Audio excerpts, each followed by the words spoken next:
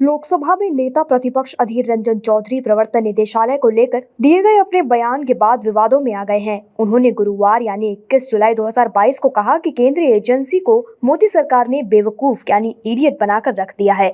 इस बयान पर बीजेपी सांसद सुब्रमण्यम स्वामी ने भड़कते हुए अधीर रंजन को सुपर इडियट बताया है। उन्होंने तर्क दिया कि ईडी के निदेशक का चुनाव मुख्य न्यायाधीश, प्रधानमंत्री और नेता प्रतिपक्ष द्वारा किया जाता है, इसलिए अधीर रंजन सुपर इडियट हुए।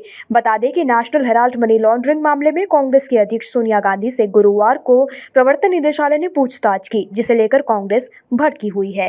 दिल्ली के मुख्यमंत्री अरविंद केजरीवाल के सिंगापुर यात्रा के आवेदन को दिल्ली के उपराज्यपाल वीके सक्सेना ने खारिज कर दिया है। इस पर दिल्ली के मुख्यमंत्री अरविंद केजरीवाल ने कहा कि मैं सिंगापुर जरूर जाऊंगा। केजरीवाल का आरोप है कि केंद्र सरकार इसकी मंजूरी देने में बाधा पहुंचा रही है।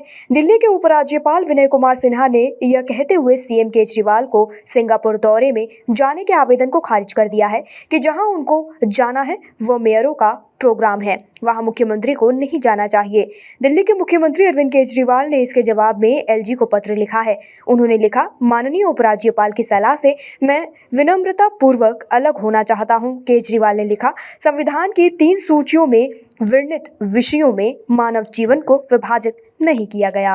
अमेरिकी राष्ट्रपति जो बाइडेन का एक वीडियो में ऐसा कहते हुए दिखना कि उन्हें कैंसर है, सोशल मीडिया पर बुधवार को तेजी से वायरल हो गया। जो बाइडेन पर्यावरण बदलाव से लड़ने के लिए आए एक नए आदेश पर बात करने के लिए एक पूर्व कोयला खदान पहुंचे थे। हालांकि यह टिप्पणी बेपरवाही से दी गई, लेकिन व्हाइट हाउस ने तेजी से यह साफ किया कि राष्ट्रपति एक स्किन कैंसर ट्रीटमेंट की बात कर रहे थे, जो उन्होंने पिछले साल जनवरी में राष्ट्रपति पद संभालने से पहले करवाया था। जो बाइडेन तेल रिफाइनरी से निकलने वाले उत्सर्जन के बारे में बात कर रहे थे, तभी उन्होंने डेलावेयर में बिताए अपने बचपन का संदर्भ दिया और कहा, मेरी माँ हमें पैदल नहीं गाड़ी से ले जाती थी और आपको पता है क्या होता था? गाड़ी के शीशे के वाइपर को चालू करना पड़ता था क्योंकि शीशे पर तेल चिपक जाता था।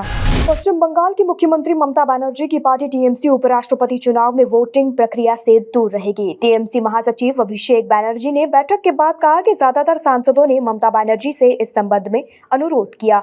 उन्होंने कहा कि अंतिम समय में विरोधी दलों ने बिना परामर्श किए मार्गरेट अल्वा के नाम की घोषणा की। अभिषेक बैनर्जी ने कहा, मार्गरेट अल्वा और ममता बनर्जी के बीच अच्छे संबंध हैं, लेकिन देश के उपराष्ट्रपति का चुनाव व्यक्तिगत समीकरणों के आधार पर नहीं होने वाला है। हमारे 80% सांसदों ने फैसला किया है कि हमें मतदान से बचना चाहिए। बैनर्जी ने कहा, अधिकांश सांसदों ने फैसला किया कि जिस तरह से उपराष्ट्रपति के लिए विपक्षी उम्मीदवार अल्वा का चयन किया गया है वह लोकतांत्रिक और उचित नहीं है। अभिषेक बैनर्जी ने कहा कि जगदीप धनखड़ बंगाल के राज्यपाल रहते हुए राजनीतिक रूप से प्रेरित और पक्षपाती रहे हैं। सुप्रीम कोर्ट ने काशी विश्वनाथ ज्ञानवापी विवाद की सुनवाई अक्टूबर के पहले हफ्ते के लिए टाल दी है। कोर्ट ने मस्जिद परिसर में मिले शिवलिंग की पूजा करने या उसकी कार्बन डेटिंग की मांग को भी सुनने से मना कर दिया है। सुप्रीम कोर्ट के 3 जजों की बेंच ने कहा कि इस मामले में जिसे जो भी कहना है वह वाराणसी के जिला जज की कोर्ट में कहे।